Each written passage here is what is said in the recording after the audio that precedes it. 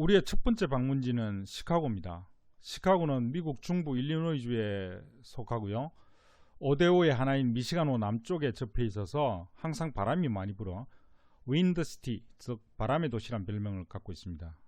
미국에서는 뉴욕과 LA에 이어서 세 번째로 큰 도시고요. 시카고라는 이름은 이 지역 일대 저습지에 자라던 야생 양파를 뜻하는 인디안 원주민의 말 시카콰에서 유래됐다고 합니다. 시카고가 내륙 거점 도시로 성장하게 된 것은 1848년에 일리노이주 북쪽 미시간호하고 남쪽 미시시피 강을 잇는 운하가 개통되면서부터입니다. 그 이후에 대륙 횡단철도가 여기를 지나가면서 교통의 요충지로 급성장하게 되는데, 게다가 동쪽 에팔레치아 산맥에서 생산되는 거의 무궁무진한 철강석과 석탄, 그리고 오하이오 대평원에서 생산되는 농산물이 모여드는 집산지로 크게 번성합니다. 한때 연간 100만 마리 이상의 소를 도축했던 세계 최대의 도살장이 있던 곳이기도 하고, 지금도 세계 최대의 곡물 선물 거래 시장이 이곳에 있습니다. 그러니까 시카고에는 각종 재화가 모이고 돈이 모이니까 번영을 누리게 된 거죠. 시카고를 연구로 하는 NBA 프로농구팀이 이름이 뭔지 아십니까? 전설의 마이클 조단, 또 김정은이가 좋아하는 농구선수 데니스 로드맨이 뛰던 시카고 불스죠. 즉 시카고 황소들인데, 황소라는 상징이 들어간 건 이곳에 세계 최대 도살장이 있었기 때문입니다. 그런데 이렇게 번영을 구가하던 시카고에 큰 재난이 닥칩니다. 그건 1871년 시카고 대화재 사건인데요. 헛간에 건초더미에 불이 붙어가지고 한 3일 동안 도시 전 건물의 3분의 1을 전소시키고 300여 명이 죽고 10만여 명이 이재민으로 되는 아주 엄청난 큰 피해를 입었는데, 나중에 불을 지나고 보니까 나무로 지어진 건물들은 모조리 불탔지만 철길이나 도로로 지은 축사는 온전히 남아있더라는 걸 알게 됐습니다. 그래서 이걸 보고 그 이후에 도시를 재건하면서 철제와 석재가 새로운 건축 소재로 사용되게 되었습니다. 그래서 1885년에는 시카고에 세계 최초의 철골 구조인 고층 빌딩, 홈 인슈런스 빌딩이 지어졌죠. 그래서 시카고는 도시 재건을 위해서 당대 최고의 건축가들을 다 불러 모아가지고 20세기를 대표하는 유명 건물들을 앞다투어 짓게 됩니다. 그래서 시카고는 도시 전체가 건축박물관이라 불리면서 좋은 관광상품이 되어가지고 시카고 강변에 즐비한 이 현대적인 건축물들을 유람하는 게 시카고 여행의 필수 코스가 되어 있습니다. 또 시카고 하면 서양 조경사에 소개된 시카고 박람회가 유명하죠. 이 박람회라는 건 사실 한 나라가 산업혁명을 완수하고 그들이 개발한 신기술, 신소재, 신공법을 전 세계에 알리는 그런 목적으로 개최되는 거죠. 그러니까 제1회 세계 박람회는 당연히 산업혁명 종주국이었던 영국에서 개최됐고, 이 당시 영국은 유리로 집을 지어 전 세계를 깜짝 놀라게 했습니다. 그게 바로 지금 보시는 크리스탈 팰리스, 즉 수정궁이었습니다. 1851년 런던 하이드파크에서 세워진 이 만국박람회 크리스탈 팰리스는 길이가 563m, 폭이 124m, 축구장 18개 들어가는 이 엄청난 규모였다는 것이죠. 그래서 판유리 생산은 앞으로 영국제를 쓰라, 이런 의미가 됐죠.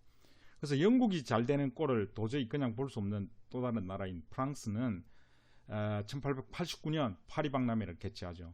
이때 파리 박람회에서 전 세계를 또 깜짝 놀라게 한 게 바로 구스타프 에펠이 건축한 300m가 넘는 건축물이 들어서는데, 그게 바로 에펠탑이죠. 그래서 그 이후에 미국도 역시 마찬가지로 이제 산업혁명을 완수하고 선진국으로 들어설 만큼 놀라운 기술력을 보유하게 됐다라는 걸 갖다가 과시하기 위해서 신흥 독립국가로 뻗어나가던 미국이 컬럼버스가 미 대륙을 발견한 지 400주년을 맞아서 박람회를 개최하려고 용을 썼던 것이죠. 그래서 미국 사람들에게는 이것이 커다란 자부심이죠. 자부심이고 또한 열망이 됐던 것입니다. 이때 뉴욕하고 시카고가 엄청난 경합을 벌였는데, 최종적으로 이제 뉴욕이 탈락하고 시카고가 박람회를 개최하게 됩니다.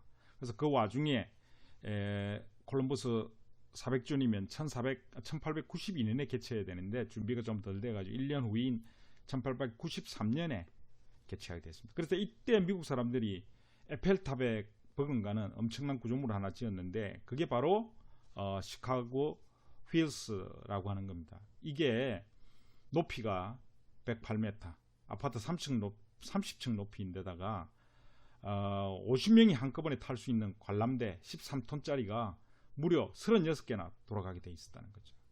이 어마무지한 규모를 자랑했었는데, 근데 사실은 이게 이제 대회가 끝나고 나면 적자를 면치 못해서 이 회사는 도산합니다. 근데 사실은 이거보다 더 전 세계적으로 경악하게 한 게 따로 있습니다. 그게 뭐냐면 바로 에디슨이 발명한 전구였죠. 그래서 밤새 이 전기불로서 불야성을 이루면서 전 세계인들한테 엄청난 인상을 줬고, 이렇게 정성껏 준비한 시카고 박람회는 총 관람객이 2,750만 명이 다녀갔다니까 당시로서는 엄청난 성공을 거둔 셈입니다. 그래서 시카고 박람회가 이렇게 끝나고 난 뒤에 시카고 박람회의 성공적 개최는 우리가 잘 알다시피 미국 전역에 확산돼 가지고 시티 뷰티풀 무브먼트, 즉 도시 미화 운동이 미 전역으로 확산되는 그러한 계기가 됐다는 거 잘 아실 겁니다. 이러한 과정을 거쳐서 시카고 발전은 더욱 가속화되고 남북 전쟁 이후에는 대거 유입된 흑인들과 또 이들을 정치적으로 기반으로 하는 링컨 대통령의 등장, 그리고 나중에 나가서는 오바마 대통령 등장, 이런 것들은 지난 편에 말씀드린 바와 마찬가지입니다. 예, 우리가 묵었던 숙소와 그 주변입니다. 시카고는 면적이 넓긴 하지만은 실제 다운타운 지역은 그리 넓지 않아서 건강한 사람들이 조금 무리해서 걸어 다녀도 큰 지장이 없을 정도입니다. 특히 우리가 묵었던 이 콩그레스 플라자 호텔은 좀 오래되긴 했지만은 그랜트 파크, 밀레니엄 파크, 매기 데일리 파크 같은 도시 조경 명소들이 이어져 있어서 3박 4일 동안 몇 번씩 다녀올 수 있어서 아주 좋았습니다. 또 근처에는 시카고 피자 유명 맛집들도 있고요. 구글에서 다운받은 위성사진입니다. 여기가 우리 숙소고, 여기는 그랜드 파크, 여기는 밀레니엄 파크, 그 옆에 매기 데일리 파크 같은 도시 조경 명소들이 이어져 있습니다. 밀레니엄 파크부터 가보겠습니다. 면적은 약 3만 평. 이곳은 원래 기차역이 있던 철도 부지입니다. 앞서 말씀드린 것처럼 시카고는 교통의 요충지였으니까요. 그런데 이곳이 이제 시가지가 확장되면서 교통 체증의 원인이 되니까 역사를 다른 데로 옮기고 그 위를 덮어서 인공지반 위에 공원을 만든 거죠. 지금도 공원 밑으로 철도가 있고 화물 열차들이 다니고 있습니다. 그런데 이곳을 이렇게 변모시킨 건 리차드 데일리 시장입니다. 이 리차드 시장은 아버지가 조셉 데일리인데, 조셉 데일리가 육선을 했고 아들 리차드가 다시 육선을 해서 부자가 도합 12번에 걸쳐 42년간 시카고 시장을 역임했는데, 시카고는 시장 연임 제한이 따로 없기 때문에 장기 집권이 가능하기도 했겠지만 그만큼 시민들에게 존경과 사랑을 한몸에 받았던 집안이라 할 수 있겠죠. 아무튼 리차드는 시장 재임 중인 1998년 새천년을 기념해서 이 철도 부지 위에다가 공원을 만들기로 결심하고 공원 개장을 2000년에 맞춰서 준비했으나 예산 부족 등의 여러가지 이유 때문에 미뤄져 가지고 2004년에 써야 비로소 개장했습니다. 조성 비용은 약 4억 달러, 우리 돈 4,800억이 투자됐죠. 주변 일대가 관공서, 은행 같은 오피스가 밀접해 있고, 또 세계적인 건축가인 프랭크 게리가 설계한 프리스크 파빌리온, 스페인의 개념의 술가 하우메 플랜스가 디자인한 크라운 분수, 또 콩이라는 별명을 가진 스테인레스 철판 구조물, 또 루리의 정원 같은 유명 건축물과 함께 주변 풍광과 잘 어울려져서 시카고 시민들은 물론이고 전 세계 사람들의 사랑을 받고 있는 명품 공원이 됐습니다. 시가지변 공원 입구에 위치한 크라운 분수입니다. 스페인 출신 하우메 플랜사가 디자인해서 2006년에 완공했는데, 제작을 위해서 이 지역 출신 기업가인 레스트 크라운이라는 사람이 과감하게 $10,000,000, 100억이 넘습니다. 기부를 해가지고 그 사람 이름을 따서 이제 크라운 분수라고 이렇게 부르고 있습니다. 예. 이 구조를 보면 검정색 화강암이 깔린 광장 양쪽에 유리블록으로 만든 5m 높이 두 개 기둥이 서로 마주보고 있고, 그 기둥 앞면에는 LED 스크린이 설치되어 있습니다. 이 스크린에는 1000여 명의 시카고 시민들의 표정이 자연경관과 번갈아서 나오는데, 화면 속 인물의 입에서 5분 간격으로 이제 품어져 나옵니다.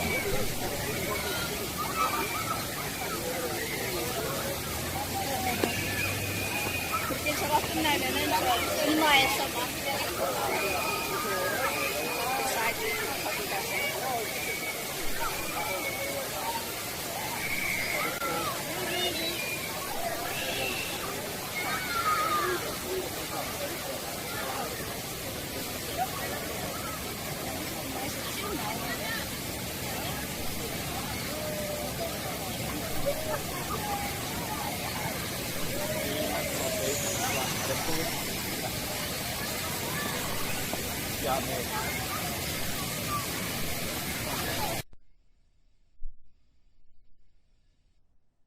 네, 제가 갔을 때가 여름이니까 더 했겠지만 저 앞에서 물을 맞으면서 아이들이 아주 즐거워하고 있죠. 클라우드 게이트입니다. 클라우드 게이트는 인도 출신 영국 조각가 아니시 카푸어 작품인데요. 클라우드는 게이트는 말 그대로 구름문입니다. 시카고 시민들은 이걸 빈이라고 부릅니다. 어찌 보면은 수원 물방울처럼 보이기도 하는데, 자세히 보면 곡면에 모두 110개 쇠조각으로 이어져 있죠. 표면이 아주 매끄러운 곡면으로 이루어져 있어서 보는 방향에 따라서 자신의 모습하고 주변 풍광이 다양하게 비쳐서 넋을 잃고 바라보게 되죠. 이 작품도 역시 230억에 달하는 공사비 거의 대부분이 민간 기부금으로 충당되었다고 합니다. 크라운 분수도 그렇지만 이처럼 과감한 발상의 전환에 대해서 민간 기부가 이루어지는 이런 공원 조성 사업은 시민들의 사랑과 관심을 이끌어내서 공원을 명소로 만드는 원동력이 아닐까 잠시 생각해 보게 됩니다. 클라우드 게이트를 아래쪽에서 들어가서 찍은 내부 모습이 되겠습니다. 프리츠크 파빌리온입니다. 이건 야외음악당인데요. 카나다 출신 건축가로서 스페인 빌바오 구겐하임 미술관을 설계해서 세계적인 명성을 쌓은 프랭크 게리 작품입니다. 게리는 4000여 개의 고정 관람석을 앞에 두고 그 바깥쪽으로 7000여 명이 동시에 앉을 수 있는 야외 잔디 관람석, 광장, 이런 형태를 두고 그 위에 배에 펼쳐진 돛을 연상시키게 하는 스테인리스 파이프를 설치하고 그 위에다가 수많은 스피커를 걸고, 무대는 어째 보면은 투구 같아 보이고 또 어째 보면은 리본 같아 보이는 스테인리스하고 텅스텐으로 만든 스틸 판을 감싸게 했습니다. 저 리본의 강판하고 스피커들은 모두 다 완벽한 음향을 내기 위해서 고려된 배치라고 하죠. 이 잔디밭에서는 6월부터 8월 사이에 가든파크 뮤직 페스티벌이라고 불리는 무료 야외 공연이 개최되고, 그 외의 시즌에는 다양한 이벤트가 열립니다. 이 음악당 조성 비용의 상당 부분은 시카고 출신 유태인 기업가이면서 하얏트 호텔 회장인 제이 프리츠크가 기부금을 내서 조성을 했고, 그래서 그의 이름을 따서 프리츠크 파빌리온이라고 부르고 있습니다. 매기 데일리 공원입니다. 이 공원은 기존에 있던 그랜트파크 북쪽 지역을 리모델링해서 2015년에 재개장한 건데요. 설계는 마이클 반 발켄버그가 했고요. 이 매기 데일리는 육선을 지낸 시카고 시장 리차드 마이클 데일리의 부인이었습니다. 그 부인의 이름이 매기 커비 데일리였는데, 그녀가 젊은 나이에 갑자기 서거하는 바람에 그녀를 추모해서 시카고 시민들이 그녀의 이름을 따서 매기 데일리 파크이라고 명명한 것이죠. 이 데일리 공원은 바로 인접한 밀레니엄 공원하고 BP 페데스트리안 브릿지로 연결이 되어 있습니다. 이 BP라는 명칭은 교량 조성 비용의 5만 달러를 쾌척한 브리티시 페트롤리엄의 이름을 따서 명명한 겁니다. 이 공원은 세 부분으로 나눠져 있습니다. 첫 번째가 기존 공원의 그 동쪽 캔서 서바이버스 가든이라고 해서 암 치유 환자 기념 정원하고 테니스 구역을 그대로 존치한 부분이고, 나머지 두 구역은 파크 엑시스라고 해서 공원축, 공원축이라 불리는 구역이 있고, 그 다음에 또 하나 대각선 쪽으로 형성되어 있는 것은 놀이축입니다. 이렇게 해서 세 구역이 나눠져 있는데, 특히 이제 이 놀이축은 매기 부인이 어린이들을 무척 사랑했기 때문에 그네를 추모해서 어린이 공원을 도입한 것이다, 이렇게 이야기하고 있습니다. 이게 이제 두 공원을 연결하는 BP 브릿지인데요. 좀 전에 보신 그 프리츠크 파빌리언하고 재료와 색상, 디자인 패턴이 동일해서 두 공간이 연계성이 있는 것으로 이렇게 비춰지게 돼 있죠. 저 다리를 건너가면 저 맞은편이 이제 데일리 공원이 되겠죠.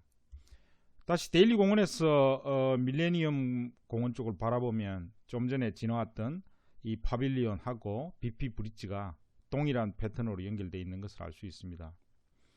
이 BP 브릿지는 두 공원을 연결하는 다리이기도 하지만은 또 아래쪽은 그 자체가 자연스럽게 아이들이 미끄럼틀로 이용하거나 또는 다른 놀이기구로 이용하고 있죠. 타고 올라갔다가 이렇게 미끄럼을 타고 내려오는 이런 모습들을 보면 다목적으로 이용하고 있다, 이렇게 볼 수 있겠습니다.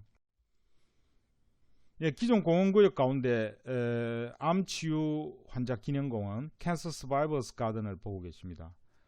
저 뒤쪽에 보면은 웬 코린스트식 기둥 두 개가 떡하니 서 있는 걸 볼 수 있네요. 아마 제가 방문한 그 다음 날이 무슨 행사가 있는지 그 행사 준비차 여러 가지 그 준비를 마련하고 있는 그런 모습인 것 같습니다.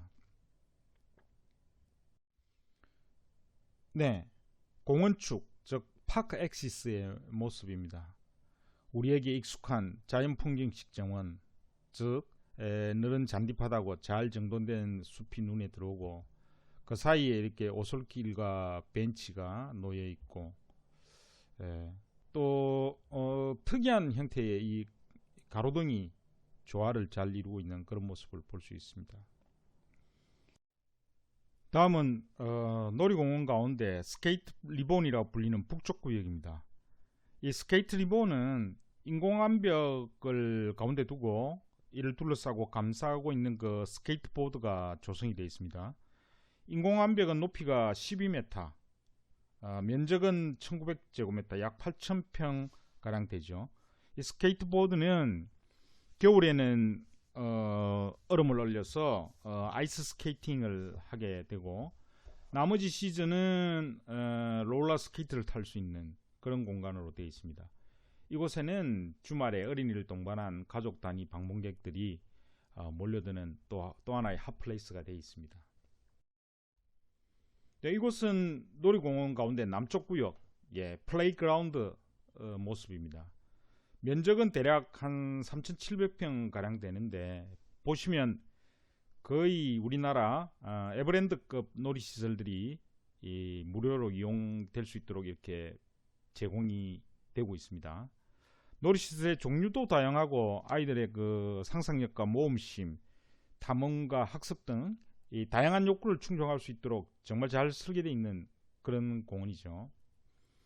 제가 찾아가서 사진을 찍었을 때가 토요일 오후였기 때문에 많은 어린이들이 이 부모님들하고 함께 나와서 놀러 와 있는데, 근데 돌아와서 이 사진을 정리하다 보니까 뭔가 새로운 것들을 포착하게 됐는데, 특이한 점이 하나 있습니다. 눈치채셨습니까? 그건 바로 이 놀이터를 이용하고 있는 사람들을 자세히 보면 와스프, 소위 말해서 화이트 앵글로 섹슨 퓨리턴, 청교도이면서 앵글로 섹슨 계통이고, 백인들은 거의 찾아보기 힘들죠. 거의 대부분이 흑인이거나 아니면 그 히스패닉, 또 심지어는 히잡을 쓴 이 무슬림 같은 이런 사람들이 와 있다는 거죠. 이런 사람들은 미국의 사회적 약자들이고 저소득층이잖아요. 만약 이 사람들이 이런 공간을 만들어주지 않으면 무슨 일을 하겠습니까? 뭐좀 오해일 수도 있지만 아마도 이 소외받은 이런 사람들이 불만을 표출하기 위해서 동네 유리창 깨거나 아니면 마약에 취해서 거리를 헤매거나 아니면 또 나무집 담장 넘어가거나 아니면 나무의 그 호주머니를 노리고 있는 그런 행동을 하고 있을지도 모르지 않습니까? 그죠? 그래서 저는 이게 미국 사회에서 공헌이 갖는 또 다른 의미 중에 중요한 게 바로 이런 것 아닌가. 즉 사회적 통합과 치유의 기능을 담당하고 있는 것이다. 이런 생각입니다. 그건 뭐 우리나라도 마찬가지일 텐데요. 아주 잘 설계된 럭셔리한 파크 이게 하나 우리 생활 근거지 가까운 곳에 이렇게 잘 배치되어 있다라고 하면 사회적 갈등과 반목 이런 것들은 훨씬 줄어들지 않겠나 뭐 이런 생각을 하게 됩니다. 여기는 물론 뭐 단순히 이런 놀이시설뿐만 아니라 인공 숲을 조성하고 숲속에서 다양한 체험을 할 수 있도록도 되어 있고요. 그 밖에도 이렇게 다양한 주제를 가진 그 공원 시설들이 잘 배치되어 있는 아주 명품 공원이라고 할 수 있겠습니다. 시카고 강변 리버워크로 나가보겠습니다. 이 시카고는 시카고 강은 원래 이 남쪽 시가지를 돌아서 북쪽 저 미시간 호수로 들어가는 그런 수계를 갖고 있었습니다. 그런데 19세기 말에 처리되지 않은 이 생활하수하고 축산 폐기물들이 마구 그냥 방류돼 가지고 강과 호수를 오염시키는 바람에 콜레라가 창궐해서 한때 시카고 인구의 10분의 1이 사망하기도 했다는 겁니다. 그래서 그 해결 방안을 찾다가 이 사람들이 아주 기발한 생각을 한 거죠. 강물을 역류시키겠다라는 생각입니다. 즉, 이 1900년에 시카고 강 하구에 운하를 건설하면서 운하 바닥을 호수 수면보다 낮게 만들어서 물의 흐름이 오히려 호수에서 강 쪽으로 흐르게 만들어 가지고 호수의 수질을 정화했다는 거죠. 그 강물은 이제 가서 미시시피 강하고 이제 연결되는 그런 구조가 된 거죠. 그리고 이제 1909년에 다니엘 버남 아시죠? 옴스테드 할아버지와 함께 시카고 박람회제 설계를 주도했던 인물인데, 다니엘 버남이 그 시카고 도시계획을 수립할 때 이 강변을 전체로 시민 공간을 만들자 하는 그런 계획이 반영돼 있었답니다. 그런데 그동안에 이제 엄두를 못 두고 있다가 그것도 다니엘 데일리 시장이 2009년 1단계 정비 계획을 시작해서 마무리는 이제 후임인 람 임마누엘 시장이 2단계, 3단계 구간까지 완성을 했다는 거죠. 지금은 이 정비된 시카고 강가를 따라서 걷거나 유람선을 타는 게 시카고의 아주 시내 관광의 핵심으로 되어 있습니다. 그래서 이 시카고 리버워크가 현재 정비되어 있는 구간은 총 길이가 1.2km입니다. 6개의 공간으로 나눠져 각각의 주제가 이렇게 부여되어 있습니다. 오른쪽에서부터 마리나 선착장, 그리고 코브라고 불리는 수상 휴게 공간, 또 이벤트 계단에서 바라보는 리버 시어터, 강극장이죠. 그리고 워터 플라자, 즉 수변 광장이죠. 그리고 이제 제티라고 부르는 생태 학습 구간이 있고, 그리고 그 아래쪽으로는 장내 확장을 대비해 가지고 정비해 둔 구간이 이렇게 나타나고 있습니다. 마리나 플라자하고 코브입니다. 이 마리나는 동력선을 타고 내리는 곳이고, 코브는 카누 카약 같은 무동력선을 타고 내리는 곳이라고 보시면 됩니다. 이 마리나 플라자의 모습입니다.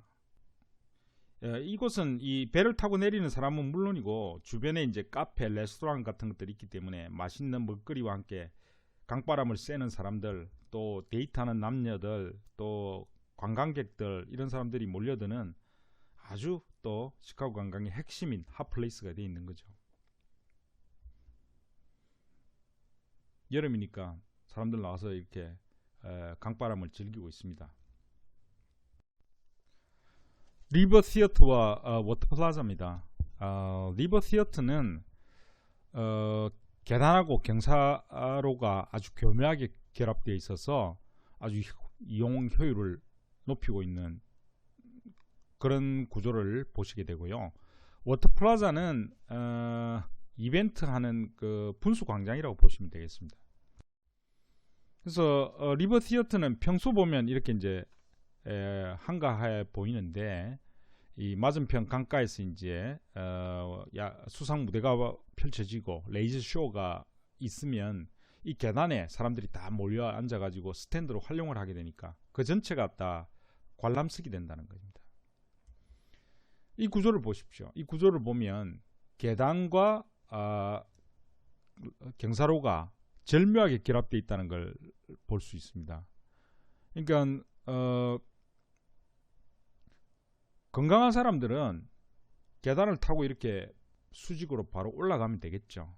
근데 이제 휠체어를 탄 장애인들은 이 경사로를 따라서 이렇게 편안하게 올라갈 수 있도록 이런 구조로 되어 있는 것이 아주 그 아이디어가 독특하지 않냐, 멋지다 이런 생각을 합니다. 쭉 보시면 이 건강한 사람들 수직으로 이렇게 계단 올라가면 되고 경사로는 이렇게 되어 있기 때문에 계단과 경사로를 별도 공간으로 두지 않고 그걸 전체를 그렇게 활용할 수 있는 그런 모티브로, 그리고 그 속에는 또 나무를 심을 수 있도록 이렇게 구멍이 뚫려져 있으니까 나무도 녹음을 제공을 해주고 스탠드도 있고 그리고 계단과 경사로가 교묘하게 결합된 아주 독창적인 아이디어가 아니냐. 그래서 이런 것도 우리 일상에 곧바로 적용해 볼 수 있는 그런 묘안이 아닐까 그렇게 여겨집니다.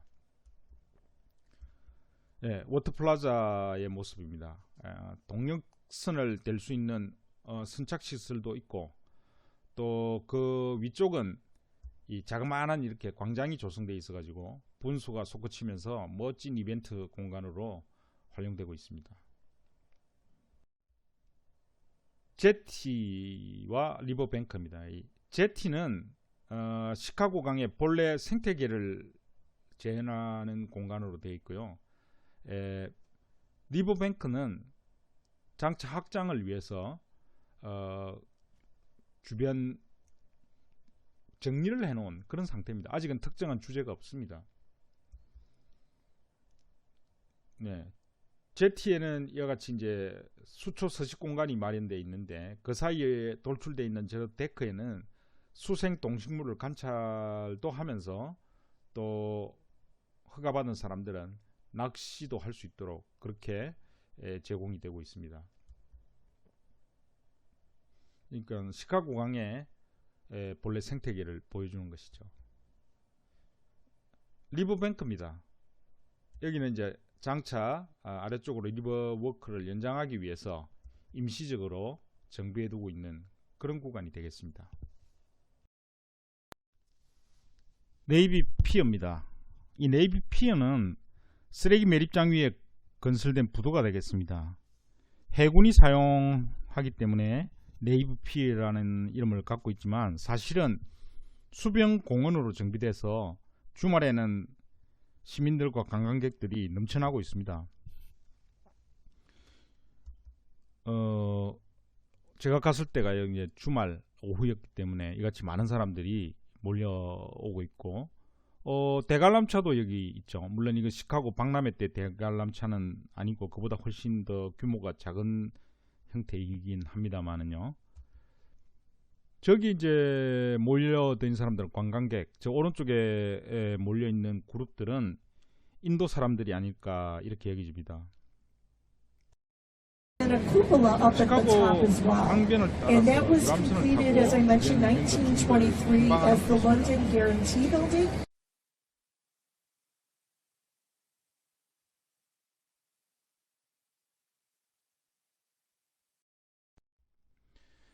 시카고 강변에 있는 유명 건축물들입니다.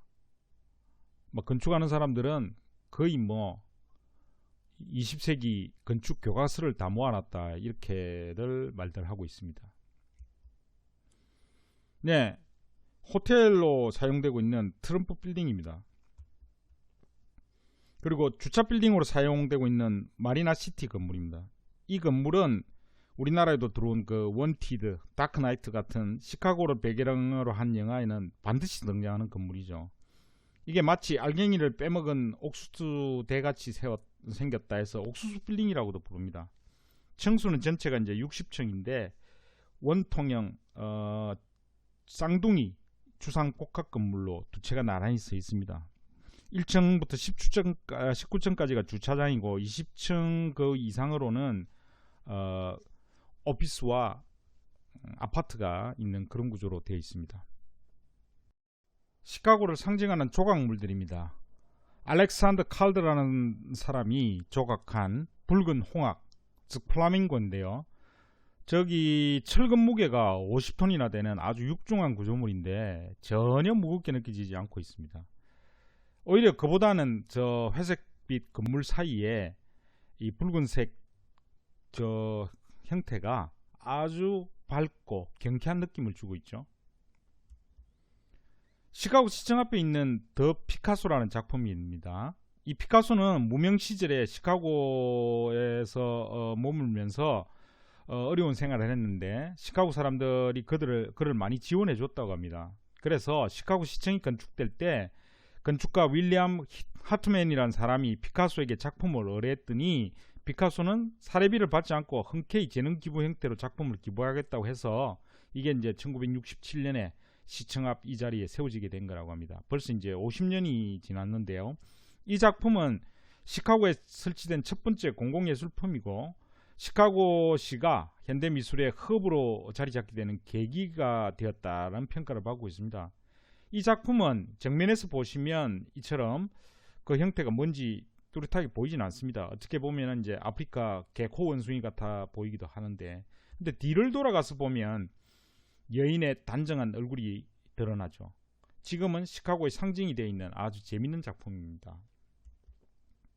다음은 저 멀리 가운데 베이지색 건물을 주목해 보십시오. 저게 뭘까요? 저건 시카고 구치소 건물인데요. 그냥 보면 잘 모르는데 그 모티브가 된 것이 바로 OMR 카드입니다. 물론 지금은 사용하지 않지만 컴퓨터 OMR 카드를 모티브로 해서 저런 건축물을 지었다는 거죠. 이처럼 시카고 시내에는 곳곳에 숨겨진 보석들이 많습니다. 그래서 시카고를 예술의 도시라고 부르기에 주저할 필요가 없는 명성을 가지고 있는 것입니다. 시카고 강변에 조성된 베트남 전쟁 메모리알입니다. 입구에 보면은 전사자들의 명예를 위해서 강아지 데리고 들어오지 말라는 경고문이 보이죠. 여기는 이제 베트남 전쟁에 참전했다가 전사한 시카고 출신 사람들의 명단이 쭉 전시되어 있습니다. 그 앞에 보면은 몇 개의 분수들이 있는데 이 분수의 높낮이가 서로 다르죠. 그거는 베트남 참전 기간 동안에 전사자 수를 상징한답니다. 어느 애는 전사자가 많았다, 분수 높이가 좀 높죠. 또 어느 애 전사자 수가 좀 적었다, 분수 높이가 낮게, 이렇게 그 의미를 부여하고 있다는 것이죠. 이처럼 이제 국가를 위해서 또 다른 사람을 위해서 자신의 고귀한 생명을 희생한 사람들을 살아남은 우리들이 기억해 주는 것은 그게 바로 미국을 강대국으로 만드는 원동력이 아니겠냐. 자발적인 애국심, 이런 것들이 우러나게 되는 동기가 아니냐, 이렇게 생각합니다. 자, 이제 시카고 시내를 벗어나서 좀 멀리 떨어진 남쪽 지역으로 내려가 보겠습니다. 현대 조경의 대부, 옴스테드 할아버지하고 깔베르보우가 함께 설계한 사우스 파크입니다. 1871년에 개장했죠. 그래서 우리는 이때 뭐 하고 있었나 싶어서 제가 뒤져봤더니 우리나라는 당시 신미양요가 벌어졌던 해입니다.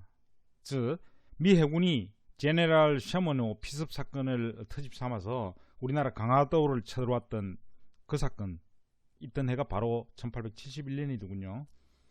이때 흥순대 연구는 미군을 격퇴시킨 것에 이제 기고만장해가지고 더욱더 빗장을 굳게 잠그고 쇄국 정책을 펴던 그 시절입니다. 근데 그 무렵에 미국에서는, 이 시카고에서는 이런 멋진 공원을 가졌다는 게 참 부러울 따름이죠. 예. 아무튼 이 지역 일대는 본시는 습지였었는데 미시간 호수하고 연결된 워터프런트 중심의 수변 공원을 정비한 겁니다. 나중에 여기에 잘 아시다시피 시카고 박람회가 개최됐는데 당시는 이제 남쪽 공원 사우스 파크이라고 했습니다.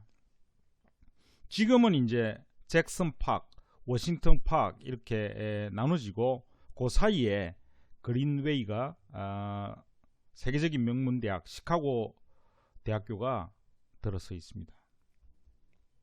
네, 잭슨 공원을 찾아갑니다. 잭슨 공원은 뭐 이런 모습입니다. 사실 뭐 이곳을 가기 전에는 저는 아주 큰 기대를 걸었었는데 실제 가보면 뭐 이렇습니다. 숲이 있고 물이 있고 산책로가 있는, 우리에게는 아주 익숙한 그런 편안한 자연 풍경 그 자체죠. 근데 이 중요한 거는 우리에게 익숙한 이러한 공원의 이미지가 형성된 게 바로 옴스테드와 깔베르보우가 뉴욕의 센트럴 파크를 설계하면서 당시 그 유행하던 자연풍景설계를 했기 때문에 우리는 공원하면 당연히 이런 모습들을 연상하게 되는 그런 이제 계기가 된 거죠. 자, 그건 뒤에서 다시 이야기하기라고 시카고 대학을 가보겠습니다. 시카고 대학은 세계적인 또 명문 대학이기도 한데 미국이나 유럽 같은 대학들이 다 그렇지만 우리처럼 이 높은 담장을 둘러치고 웅대한 교문이 있는 그런 구조는 아닙니다. 따로 울타리가 없이 그냥 마을 전체가 대학 건물하고 동네가 그냥 뒤섞여 있는 그런 분위기인데, 제가 방문했던 날이 마침 일요일이어서 더 그랬겠지만은 조용하고 깔끔하고 그런 분위기였습니다. 물론 우리 연암대학도 캠퍼스가 아름답기로 소문이 나 있지만 시카고 대학 정말 예뻤습니다. 제가 가진 그 휴대폰 카메라 한계 때문에 그 아름다움을 다 제대로 온전히 담아내지 못한 게 한일 뿐이죠. 여름이라서 또 꽃이 화사하게 핀 건 볼 수 없었지만 정말 캠퍼스 전체가 아기자기하고 디테일이 섬세하고 아주 그 자체가 정원 박람회장 같았습니다. 네, 다니엘 버남이 주도한 시카고 박람회장 모습입니다.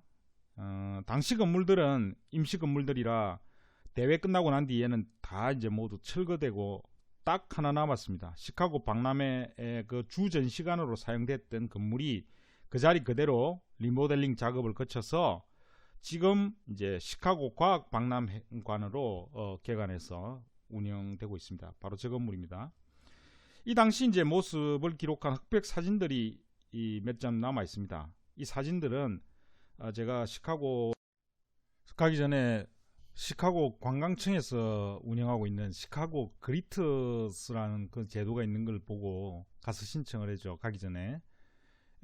거기는 이제 그 자원봉사자들이 나와서 시카고를 처음 여행하는 사람들한테 시카고를 간략하게 한 반나절 정도 같이 다니면서 소개해주는 그런 제도입니다.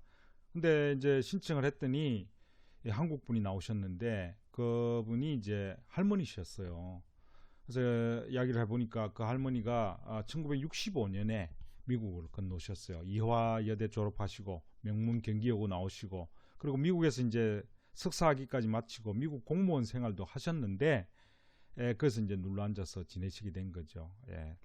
그래서 그분은 뭐 당시로 보면은 엄청난 엘리트시죠.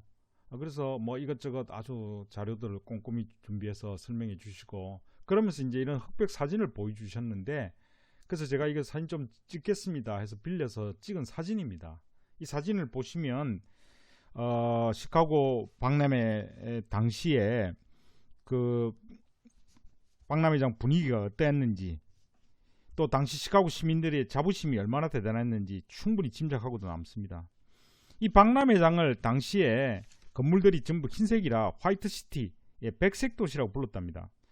호수를 둘러싼 대리석 건물들, 위용을 당당하게 자랑하고 있고, 이 화려하고도 웅장한 백색 건물은 화려했던 그 로마 시대 때의 그 위용을 과시하는 것 같은 그런 느낌이 들죠. 그래서 이를 통해서 미국 사람들이 20세기는 신흥 강국인 미국이 주도해 간다는 그런 그 자부심을 여기다가 투영해서 박람회를 성공적으로 이끌어낸 것이죠. 이 당시에 우리나라도 여기에 대한제국 이름으로 한국관을 지어서 참가했다고 합니다. 이 사진에서 보시는 저는 한옥 건물을 짓고 그 한옥 건물에는 이제 식기, 가만, 도자기, 그 의복, 화포, 병풍 같은 우리 생활 소품들 갖다 놓고 전시를 했고 또 10명의 그 악공들이 가가지고 국악기 연주를 했는데 당시 거기 이 미국 그 대통령이었던 클리블랜드 대통령이 그 앞을 지나갈 때 국악 연주까지 했다는 그런 기록들이 있습니다. 아마 이 당시에 여러모로 이제 기울어져가는 나라 형편에도 불구하고 시카고 박람회에 참가한 것은 대한제국의 그 자주국가임을 그 면모를 보여주고자 하는 필사의 노력이 아닐까 이런 생각을 하게 되죠. 이 사진은 앞서 말씀드렸던 대관람차 시카고 휘드입니다.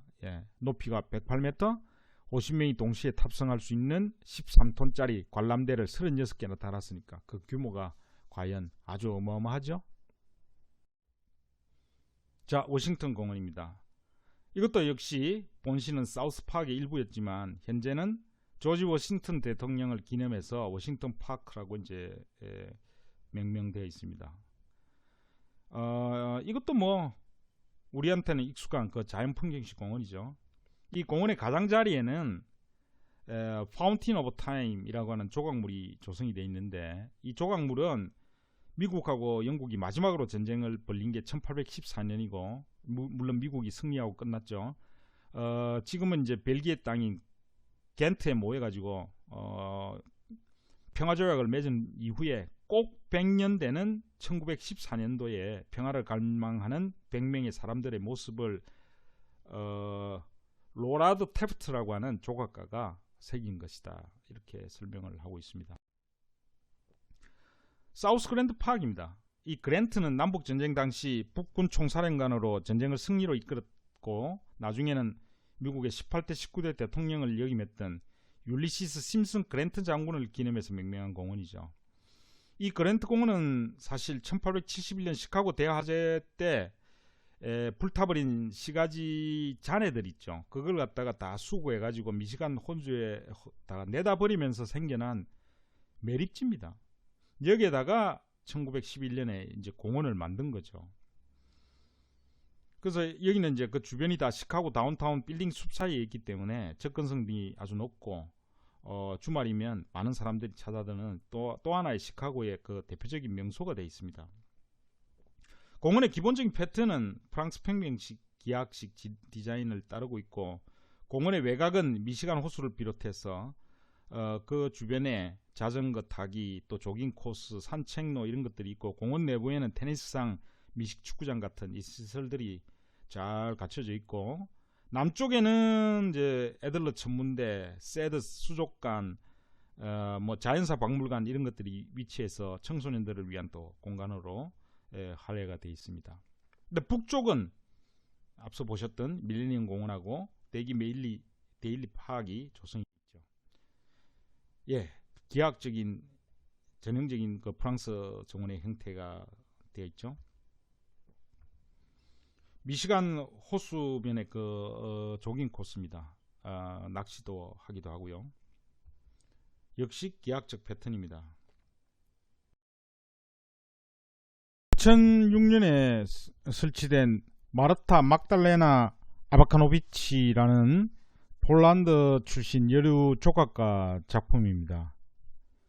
왜 이렇게 머리가 없는 이런 형상을 하고 있는지는 파악을 못했습니다. 그랜트 공원 한가운데 위치한 미국에서 제일 아름답다고 손꼽히는 버킹엄 분수입니다.